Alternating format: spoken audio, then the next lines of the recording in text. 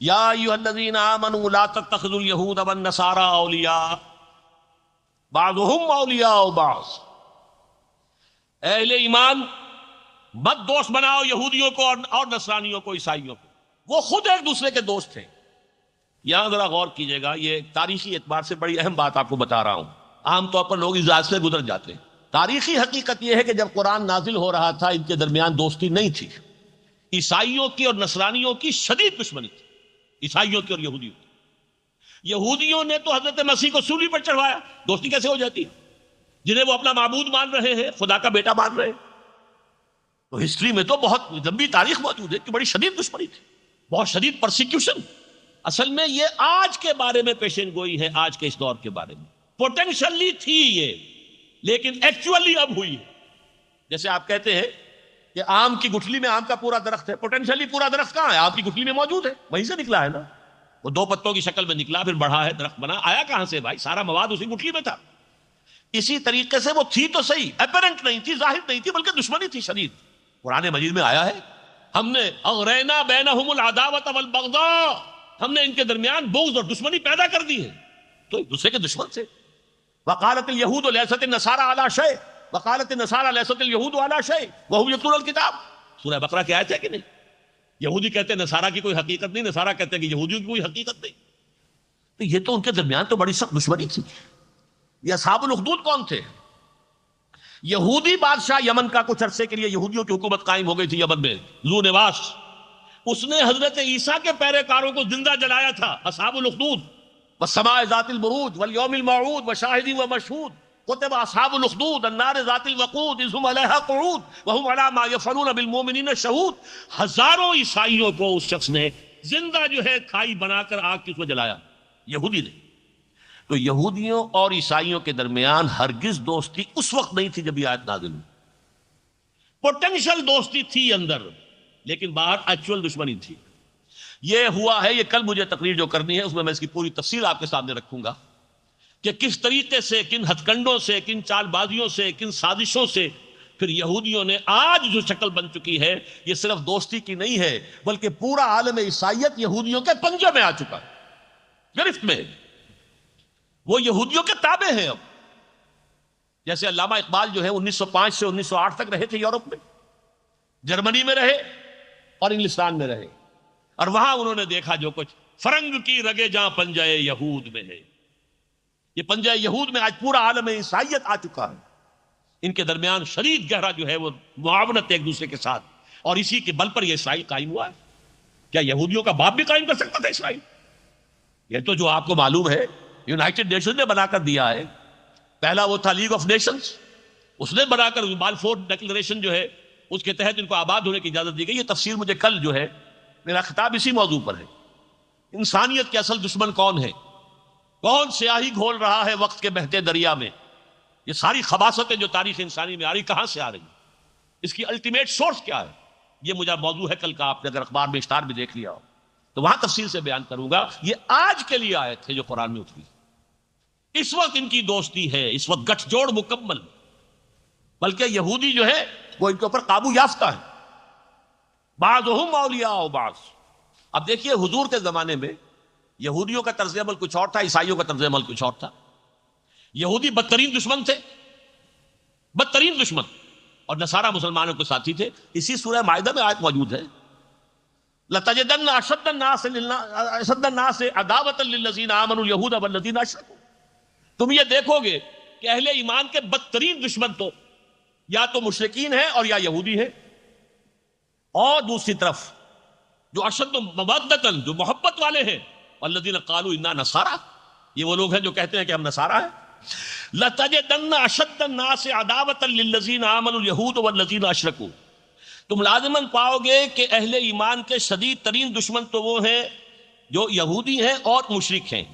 وَلَتَجِدَنَّ أَقْرَبَهُمْ مَوَدَّةً، اور تم دیکھو گے محبت میں ان سے قریب ترین وہ ہیں، لِلَّذِينَ آمَنُوا الَّذِينَ قَالُوا إِنَّا نَصَارَى، جو یہ کہتے ہیں کہ ہم نصارہ ہیں۔ ذَلِكَ بِأَنَّ مِنْهُمْ قِسِّيسِينَ وَرُهْبَانًا وَأَنَّهُمْ لَا يَسْتَكْبِرُونَ، اور یہ اس لیے ہے کہ ان میں درویش ہیں، ان میں راہب ہیں، وہ استکبار نہیں کرتے۔ آخر حضور کو پہچاننے والا بحیرہ راہب کون تھا؟ عیسائی تھا نہیں؟ حضرت سلمان فارسی کو راستہ دکھانے والا حضور کی طرف کون تھا؟ عیسائی راہب۔ نجاشی ایمان لے آیا کہ نہیں؟ ہرقل بھی ایمان لانا چاہتا تھا لیکن اس کے درباری ساتھ نہیں دے رہے تھے۔ مقوقس شاہ مصر، اس نے حضور کی خدمت میں ہدیے بھیجے ہیں۔ آپ کو معلوم ہے کہ حضور کی جو پھر کنیز تھی جن سے کہ حضرت ابراہیم کی ولادت ہوئی ہے، ماریا قبطیہ رضی اللہ عنہا، وہ کس نے بھیجی تھی؟ مقوقس نے، اور وہ گھوڑا بھی حضور کو اس نے بھیجا تھا۔ عیسائیوں کی طرف سے حضور کے خلاف پورے آپ کی زندگی میں کوئی اقدام نہیں ہوا۔ وہ تو عیسائیوں کے تحت تھا ایک بادشاہ، وہ جو ذیلی بادشاہ سمجھ لیجئے شام کا، جس نے کہ حضور کے ایلچی کو شہید کر دیا، تو اس کے ساتھ جنگ جو ہے شروع ہو گئی، وہ غزوہ موتا ہوا، غزوہ تبوک ہوا، ورنہ یہ کہ کوئی اقدام، اور یہودی بدترین دشمن۔ تو یہ آیت میں آپ کو اس لیے بتا رہا تھا کہ یہ در حقیقت اس وقت کے لیے نہیں ہے۔ یا ایھا الذین آمنوا لا تتخذوا اليہود والنصارى اولیاء، میں پھر ڈنکے کی چوٹ کہہ رہا ہوں، یہ آج کے لیے ہی آیت قرآن مجید میں نازل، اس لیے کہ قرآن مجید کے بارے میں حضور نے جو بیان فرمایا، دیکھیں مجھے وہ حدیث پیاری یاد آ گئی۔ حضرت علی راوی فرماتے ہیں حضور نے ارشاد فرمایا انہا ستکون فتنۃ، ان قریب ایک بہت بڑا فتنہ رونما ہوگا۔ حضرت علی فرماتے ہیں کہ میں نے عرض کیا فقلت مل مخرج منہا یا رسول اللہ، اے اللہ کے رسول یہ فرمائیے اس سے نکلنے کا راستہ کون سا ہوگا؟ اس موقع پر رہا نہیں جاتا، بے شمار مرتبہ میں پہلے بھی کہہ چکا ہوں، لیکن توجہ دلائے بغیر نہیں گزر سکتا یہاں سے کہ دیکھیے ہم اگر ہوتے تو کیا پوچھتے؟ یہ فتنہ کب آئے گا، کیوں آئے گا، کہاں سے آئے گا، کدھر سے آئے گا، کیا ہوگا، یہ پوچھتے نا۔ حالانکہ ان تمام سوالوں کا جواب علم ہے، علمی معلومات حاصل ہو گئی۔ عملی اعتبار سے کیا تھا؟ نجات کون سی ہوگی، نکلیں گے کیسے؟ وہ ایگزٹ جو لکھا ہوا ہوتا ہے ہال کے دروازوں کے اوپر لال، کہ اگر کہیں کچھ اندر ہو جائے، دھماکہ ہو جائے تو بھاگو ان دروازوں کی طرف، وہ ایگزٹ، وہ ہے مخرج، مخرج لکھتے ہیں عرب ممالک میں، اسی ایگزٹ کی جگہ پر مخرج لکھا ہوتا ہے۔ مل مخرج منہا یا رسول اللہ، اے اللہ کے رسول اس سے نکلنے کا راستہ کون سا ہوگا؟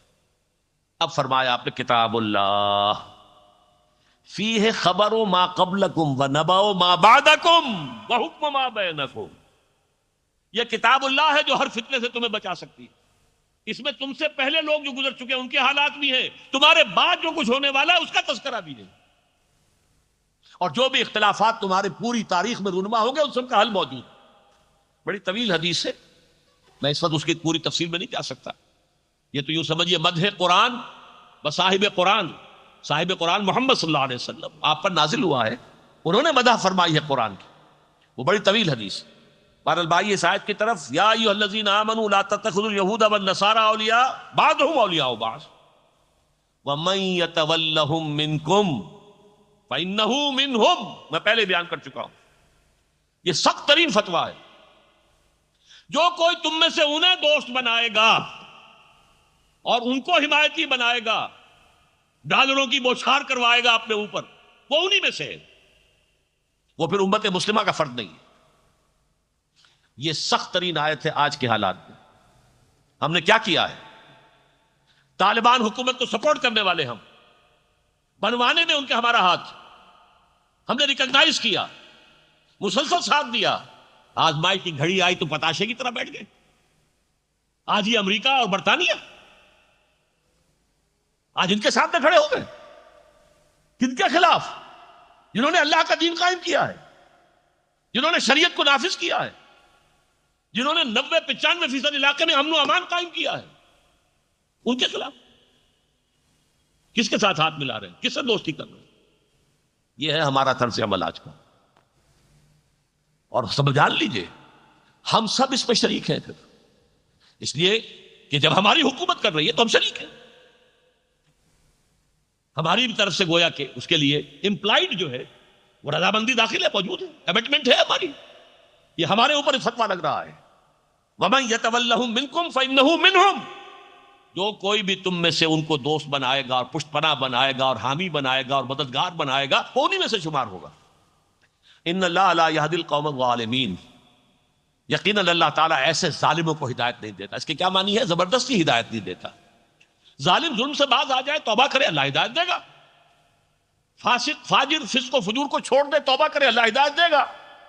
لیکن اللہ ظالم کو ظالم ہوتے ہوئے زبردستی ہدایت نہیں دیتا، فاسق کو فاسق ہوتے ہوئے زبردستی ہدایت نہیں دیتا۔